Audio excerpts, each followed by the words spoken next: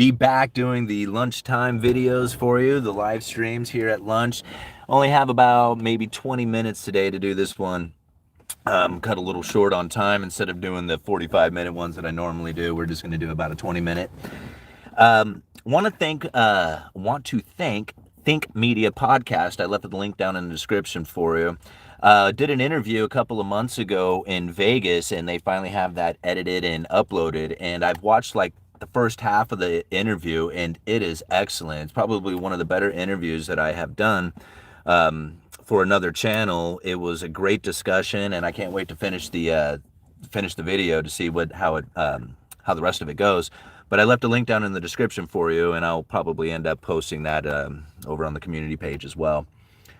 But I had somebody ask me again, like, is the monetary policy even working? And I had to think, I was just like, well, of course it's working. I mean, every day we make transactions, we're doing banking, there's loans happening. Yeah, it's working. I mean, is it working in your best interest? Probably not. Is it working in your favor? Probably not. Is it working in a way that is going to benefit all the people out there in a way that we can all sing Kumbaya together? Probably not. It's probably not going to work that way, and it never will work that way. But you got to understand that the monetary policy in the way that it was conducted has changed. So is it even working? Not the way that we used to look at it. No, it doesn't work like that anymore. It's changed. So yeah, no, yes. I don't understand the question anymore, right? When I think about monetary policy, it is constant change. It is constantly changing the way they do it, the way they talk about it, the way they conduct it, the things that they use for their tools. Their monetary policy is an ever-changing thing. So is it working? Yes, it is always working, constantly, always changing, always adapting, always becoming new. Now, will it fail in the future to the point that it says, we no longer have this type of monetary policy operation, this financial system, the way that the economy gets new money coming in, all that stuff changes and fails? We are going to see something that is so unlike anything that you could possibly imagine. It's hard to even predict. Okay? See, a lot of people think, well, the Federal Reserve will fail and we can go back to a gold standard. Do you know what that would look like? I mean, I'm cool. Like I'm not cool. Like I'm okay, right? But I would be cool with the gold standard. Like I understand what that would look like. I understand how the booms and bust cycles would be. I understand how the industrious people would hoard all the money. I understand that the lack of transactions amongst the rest of the people would cause depressionary pressures amongst them. And I understand that that would just be a cyclical thing that would happen. But most people don't understand that that would be the way it would look, and they don't know that a gold standard would be very difficult to operate in. However, the fantasy of keeping prices stable doesn't, put that hope out there that there could someday be something of that kind of nature. But it comes with its own, its own issues. So what is the monetary policy, right? Monetary policy is when the Federal Reserve would adjust interest rates to try and bring stimulus to the economy by the new debt issuance. So if you lower interest rates, people would be inspired to go out there and borrow that money to go on buy houses and cars and go on vacation. And this is kind of the typical idea of what it is that people would expect from monetary policy. Very simple, right? Lower interest rates, stimulate the economy. Raise interest rates, restrict the economy. Pretty simple, right? But monetary policy is so much harder than that. It's so much more difficult to wrap your head around when it comes down to what it is that the Federal Reserve is doing, because a lot of it has to do with inflation and inflation expectations. And that's how they conduct their monetary policy, is through the inflation expectations. Right? If you have high interest rates in the economy, people would look at that and say, man, I don't want to participate in the economy by borrowing money to buy a house and car and go on vacation. This consumer is now burdened. But even more so, when you have a high interest rates, businesses look at that and say, man, I don't want to borrow at these high interest rates. And if I'm not borrowing at high interest rates, then I'm not going to be able to expand my operations. I won't be able to buy new equipment, won't be able to hire people. And this is generally with higher interest rates is why you see the unemployment rising. It's because the businesses don't want to participate in that, right? And then in turn, if you're not working for a business, you're not earning an income, you're not really excited about borrowing money to go out and buy houses and cars and go on vacation. So understanding that as the monetary policy is truly the way the Federal Reserve would conduct themselves. However, the adjustment of interest rates has become an ineffective tool. It doesn't work Like, the idea does. The idea does work, right? That they can adjust interest rates and do everything that they have ever done before in the past. However, the reality of the situation says something very different, that the adjustment of interest rates no longer stimulates the economy like it once had. And this is one of the reasons why we failed to see the inflationary scenario come from the quantitative easing 1, 2, 3, and 4. People said that it was postponed. Okay, I can give them a little bit of that. I mean, there's logic and reasons that can be given for that whole, idea. But really, you have to think about, again, it's not a matter of what it is that we saw or what we see or what we feel. All right, I know it does important to our daily lives that it goes like that, but to try and focus in through the eyes of the monetary policy, we have to look at it differently because it's not what they are viewing. Right? What we view and what they view are totally different. And we can look and say, okay, well, we see unemployment in a much different fashion. We see inflation in a much different fashion. We see all these things differently than the way the Federal Reserve sees it. And that's totally understandable because we don't have that same view, right? We're down here, we're working our asses off, we're trying to figure out how we're going to get food on the plate, how we're going to pay our bills, how it is that we're going to make ends meet. The Federal Reserve is thinking, well, how do we bring in, inflation down, right? Through the raising of interest rates and putting a burden on the consumer through the loss of jobs, right? Raising the unemployment. This view is so different, right? That it makes it hard. Like, we look at it and say, okay, well, the Fed should be doing this, or they should be doing that, or they shouldn't be doing this or that, right? But we have to take that and set it aside for a second and then grab a hold of the monetary policy and look at it through the eyes of the Federal Reserve to truly understand what it is that they are attempting to do. Because without that view, then we're just going to be left to the subject of they're screwing it up or, something of that nature.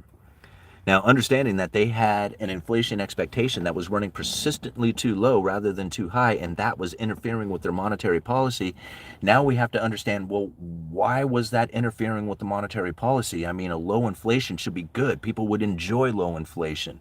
However, low inflation meant that the Federal Reserve could no longer stimulate the economy when it came down to recessionary pressures or downturns in the economy, stimulating the people, getting people out there to borrow money. Couldn't be done when you had low interest rates. Dropping interest rates just didn't work. You had to have high interest rates to begin with in order to be able to lower them. Those high interest rates is the Federal Reserve's ammo, right? So monetary policy is about getting interest rates up so that the Federal Reserve could have the ability to conduct themselves the way that people would normally expect them to do it. But they couldn't do it with that interest rates. So it became words. It became all about the perception of what it is that they plan on doing with their monetary policy. So when they speak about it, when you look at the mainstream media, when the feds are coming out with their interviews and all the other stuff, that's them. That's the propaganda machine putting it out there, pushing their monetary policy. Because monetary policy is about the way you think about what it is that they are going to do. It's not the actual adjustments that don't work. We got to set that aside. The idea of it works. That's the point, right? And so monetary policy has not been working for a while, right? It doesn't work. It's failed because they can't adjust those interest rates to stimulate the economy like they once had. But it didn't mean that monetary policy has failed in the way that they have changed the way that they are conducting themselves in order to get the results that they are looking for. And that turned from actual adjustments to jawboning, words, forward guidance. And so, yes, monetary policy is working, but it's not working in the way that everybody would expect it to be, right? Like 99% of the people would expect interest rate adjustments, right? That's the way that the Federal Reserve had conducted themselves. But that doesn't work anymore. So now the 1% of the people have to look at it and say, what are they saying about it? Because that is the change to the monetary policy. And you can see it works really well. I mean, it is this monetary policy through the words, through the forward guidance, through the credible threats. It works really well. And you can see evidence of it by the end of last year when that dot plot came out and everybody was convinced it was a Fed pivot, 7 interest rate cuts this year. That right there was probably one of the biggest push with their monetary policy to then put into the economy lower interest rate vibe, and it worked. House loans, mortgages, stuff like that started to come down with the economy and the belief, or with the people in the belief of the economy going into lower interest rates going in the future, they would be able to refinance. This started pushing people, right? The Fed did nothing at all. In fact, they haven't done anything yet. For 6 months, they have not changed anything about the way that they do anything, right? It's exactly, the week by week is exactly the same as they had conducted themselves prior. Right? There is no change to their balance sheet adjustments, their interest rates, their policy, nothing changed. But the perception did dramatically, right? And that was really what started pushing the interest rates and the mortgages and everything that was going on, was that belief that the Federal Reserve was going to be cutting rates, or now whether or not they are going to cut rates, right? And this is the uncertainty that runs through the monetary policy that is like, it's got such control over the people. Right? This perception of it. And even still, like, when I explain this out to people about how, it's all about your forward guidance expectations of where interest rates are going to go, and how it's about an average inflation rate over time, and that they are not seeking a 2% target, and that they're going to keep interest rates elevated for a significant amount of time in order to get their ammo back, not to look at adjustments. Like, don't pay attention to what the adjustments are or when they're going to happen, but the thought of it is the important part, right? And still, I will explain this and try to, and then I will still get a question. When do you think they're going to cut? That's it, right? That's how they got the people. They have it. They totally got it. Because even after explaining it, to have somebody come and say, okay, I hear you. It's about their words. It's about an average inflation rate over time. I got all that. I heard everything you say. When do you think they're going to cut? Damn it. Still ain't getting it. Still ain't getting it. Got it. All right. Dang.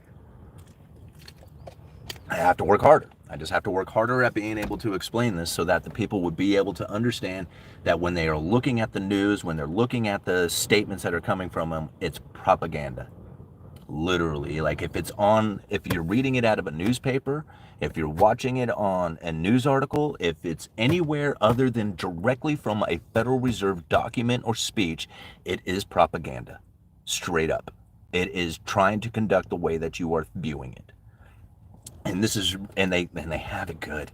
They got it good too. And it's so amazing. Like even being at the Rebel Capitalist, you can hear it in some of the speakers. Like when they're talking, it's just like they're missing it. They're not seeing it like I'm seeing it, right? And I'm not trying to say that I see it the best way.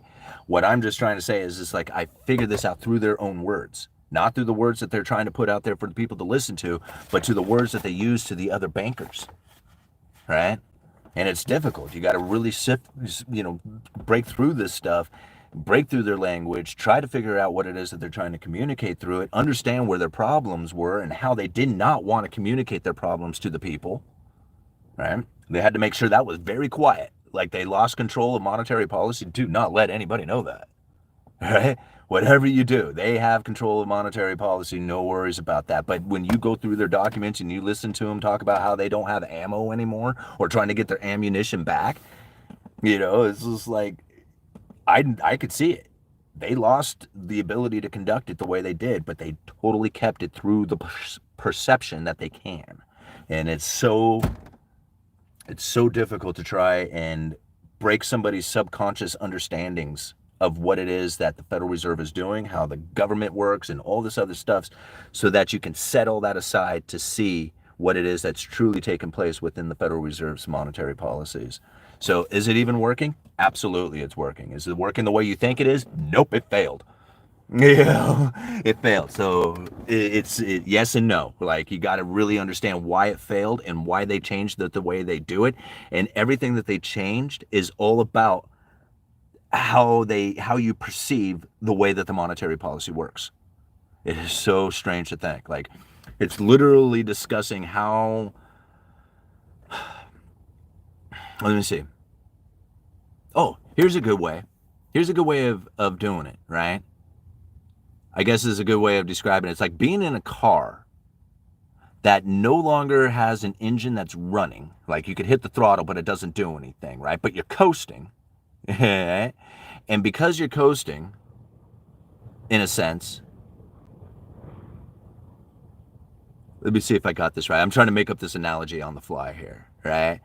But because you're coasting and you don't realize that the engine's not running, you would think that when the Fed hits the throttle, that you would be able to move faster, but it's not. The Fed has their foot on the brake and they ease up off of that, which seems like they're hitting the throttle, right? Because when they ease up off the brakes, that means there's less resistance to the acceleration, right? That means that if you're coasting or cruising, you would be able to have what would appear to be a stimulative effect by easing up off the brakes, but there is no throttle. All right, that's the part of it. There's no accelerator, right? So you can't ease up or accelerate. Yeah, and that's really probably the better way to look at it. And since nobody understands that, they talk about the accelerator, right? But the accelerator doesn't work anymore because literally you're cruising. All right. Simon just explained New York drivers. Fed speak is how he does it. All right. So monetary policy set up just like markets. Buy, panic, sell high. It's always changing now. Powell actually has control. Powell doesn't actually have control. Powell is a spokesperson for the FOMC, the Federal Open Market Committee. The Federal Open Market Committee is 12 voting members. Powell is one of them. He speaks on behalf of all those people. He does not make a decision other than the vote that he has, right? That's really important to understand because I don't accuse Powell of anything. By directing even one blame towards Powell, misunderstands the FOMC. Because Powell isn't the one to blame, right? It's like, even a president coming out saying, well, maybe we should figure out whether or not we should change the chairman's position, find somebody else in there to see if we can have somebody who's going to conduct monetary policy differently is absolute lie. Any president who says that is bullshitting right to your face. I don't care who it is. Right? If they make a statement like that we need to change the Federal Reserve Chairman in order to have a different monetary policy, is lying to your face, right? And because it won't change anything. You won't change the votes of the other FOMC members. They have already got their ideas of what it is that the monetary policy should be doing. And Jerome Powell is just literally a spokesperson. He is the messenger. So go shoot the messenger if you want, but it doesn't change anything, All right. I'm human and forgot to hit the like. Assuming there are other humans in the chat, hit the like. It's easy and free. Yes, thank you, Wayne, very much. Please do go hit that like button. We have 110 people with 49 likes right now. We should have it up to at least 100 likes. I'm going to be out here for another 12 minutes or so. Let me see, what time is it? Okay, I'm going to be out here for another 10 minutes or so. And then I got to go back into work. Let's see here. Yes, but illusion. He has control. The people think he's the reason for everything. He is not. He's just reacting to the market always. Yeah. And again, this is part of it. Like if people have the perception that he's the problem, then that's the ability for them to control them. That's the ability for the Fed to control the people, because now they can put the perception on this one dude. See, if the people really understood how the monetary policy worked, it would fail. So by even blaming Jerome Powell, like even putting that blame to Jerome Powell and accusing him, you are actually benefiting the Federal Reserve and helping them conduct their monetary policy. Like anytime that you hear a president, like if Trump comes out and says, we should fire Jerome Powell, right? If you hear that, what he is doing is he is actually benefiting the Federal Reserve's monetary policy by taking the perception of the people and focusing it in on one entity out there, on one thing, and not giving them any really understanding of why it is that the interest rates and the monetary policy is being conducted the way it is, because they have this blame that it's this one dude that's doing it. But it's not. And whether you have them there or not, it doesn't make any difference to the monetary policy. It might make a slight difference to the way it's communicated to you, but it doesn't change the way it's being conducted. It won't, right? It will not change the way it's being conducted. And we know this because really, if you go back and you think about it from the earliest days, from like Ben Bernanke's speech talking about deflation and how to prevent it from happening here, the things that he was talking about are happening right now. Jerome Powell didn't make that stuff up. Ben Bernanke did. or maybe even somebody else prior to him, and he just happened to be reiterating that information. And this is where I'm getting at. This is like 20-year-old stuff. It's spanning many administrations, many issues, many problems, right? But yet here it is, the monetary policy in the way that they had talked about it way back in the day, failing because of the low interest rates, because of the lower bound of zero, knowing that was going to happen, that they would have to change the way that they do things. And sure enough, here we are. Right? Things have definitely changed. All right, moving on. We got all-nighter up in the house. Hey, Wayne. Hey, Brody. All right. All fags. Big SO from Brazil. All right. All-nighter hider. I was wondering if you were all right. Glad you finally made it. All right. Well, thanks for bringing that up. Let's see. Yeah, all-nighter's doing. I'm sure he's doing well. It was a great time hanging out there at the Rebel Capitalist Live event. And I swear, all-nighter is like the networker of all networkers. I mean, it's like nobody doesn't know who all-nighter is, Do you think the United States is at risk of debt default? Josh Bodner. Absolutely not. I do not think that there are any risk of debt default. The United States can pay any bill it wants because we have the ability to print up the money to do it. Now, with that being said, does that mean that the dollar will hold value? It doesn't. We can pay any debt we want, but it doesn't mean that the debt payment will have any purchasing power by the time it gets there. So in a sense, that would be a default, but the actual payment of the debt, zero chance of default. Zero. Never will happen ever. I have very little doubt in my mind about that. So U.S. Treasuries, no chance. But the payment that you get from it very well could be worthless. Which in a sense is kind of like a default. Heard a lot of credit unions have started buying smaller banks. Thought that was interesting. Yeah, I think there's going to be a big concentration of banks. Simon should tell the story of seeing Gene right after we were talking about networking. Talking about like all the stuff that Gene was talking about. I swear, like I talked to Gene. Gene's one of he works for George Gammon. And this dude, he's like, I talked to him for 15 minutes and he shared some ideas for what I could do with the channel to monetize it that just like, I'm like, oh my God, man. Like he gave me 15 minutes of ideas that just blew me away that I could totally be using to advance my channel, to get some, more monetary, get it more monetized, I was just like so amazed by it. It's really weird to have like, to have different people's ideas of what it is. Like somebody might look at my channel, look at me, look at what I've done and say, man, I would do this, and you'd be a millionaire and by the end of the month, right? And I don't see it. Like the only thing I'm worried about is putting out the next video, right? Getting the content out there. I'm not really like, I want to monetize it, so I monetize the channel, put the ad revenue on there. But I don't really have like this deep passion to like, how do I get out there and get this information to really monetize it, to really level myself up, to really try and get that revenue coming in so I could really do this in a bigger scale, right? Like I have difficulty wrapping my head around stuff like that. But Gene comes in and just casually just like, oh, well, you could blah, blah, blah, blah, blah, blah, blah, blah, all these things, and I'm like, oh, whoa, man.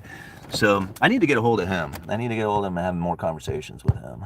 All right, what time is it? Okay, I got 2 minutes left, guys.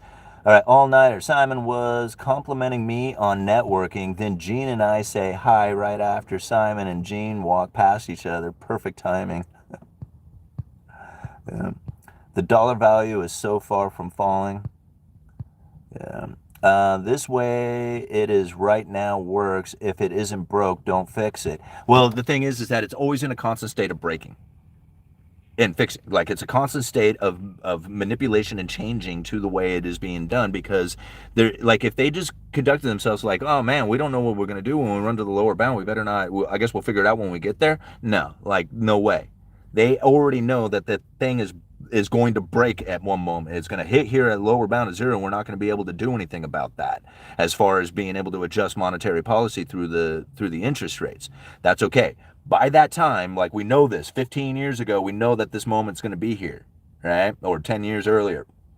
What we'll do is by the time we get there, we'll have established communication tools like the dot plot and forward projections from the Fed and all these statements that never existed before, because these are communication tools in order to conduct monetary policy, knowing here in a few years that they would not be able to, they would hit the lower bound of zero and not use those interest rate adjustments. So they have these communication tools that they were building up the whole time.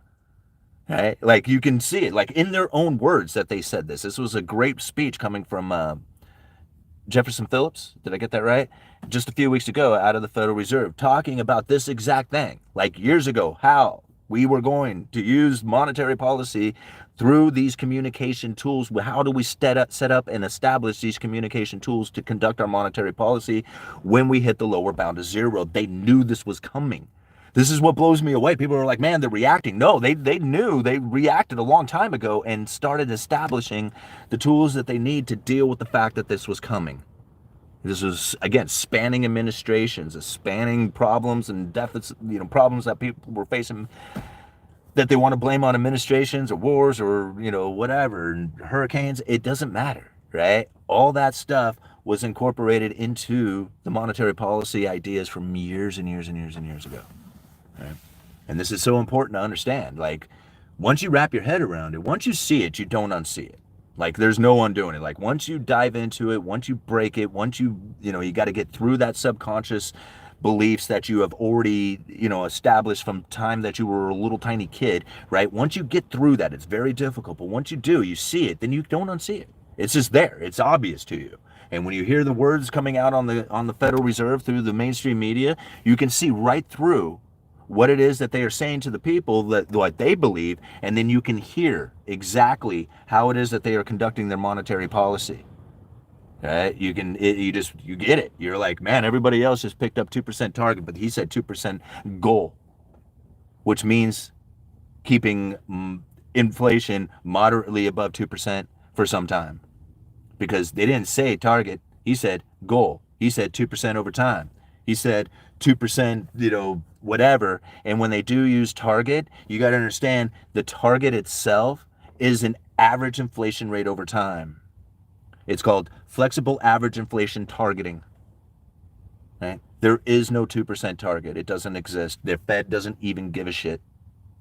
Right? And that's important to understand. Like, I don't mean to cuss about it, but this is like the seriousness of it, is that when you listen to the Federal Reserve and then you listen to the people out there saying that they are going for the 2% target, they have failed. Those people who have said that are failing you. You have to look at it differently. You have to look at it from the way that the Federal Reserve is looking at through their monetary policy. Whether that is even accurate doesn't matter. Right? Like, we can look at that and say, okay, this is how the Federal Reserve is looking at it. And then once you have that ball, you can hold that out and say, this is the reason why it's inaccurate. And then I can conduct myself to that. But I don't necessarily believe that I have any other thing that I need to do than to understand that the monetary policy is being conducted in a particular fashion that is different from everybody else. And I will naturally and intuitively make the right decisions for myself. I feel like I do that. Just because I know it. Like, I just, like, I don't have to think about it. My subconscious thoughts have already put myself into the position in which that, I will make the right decisions with that information. But you have to be able to internalize it. Okay, guys, this was a lot of fun. We got 247 people watching with 71 likes. Go hit that like button one more time before the video ends. And the YouTube algorithm will spread it around for more people to join in. I really encourage everybody to go check out that interview with Think Media podcast. It was really good. I mean, I was really enjoying it. Like I said, about halfway through it now, and just, thought it was probably one of the better interviews I've done. What else? I don't know. Uneducated Economist. You guys let me know.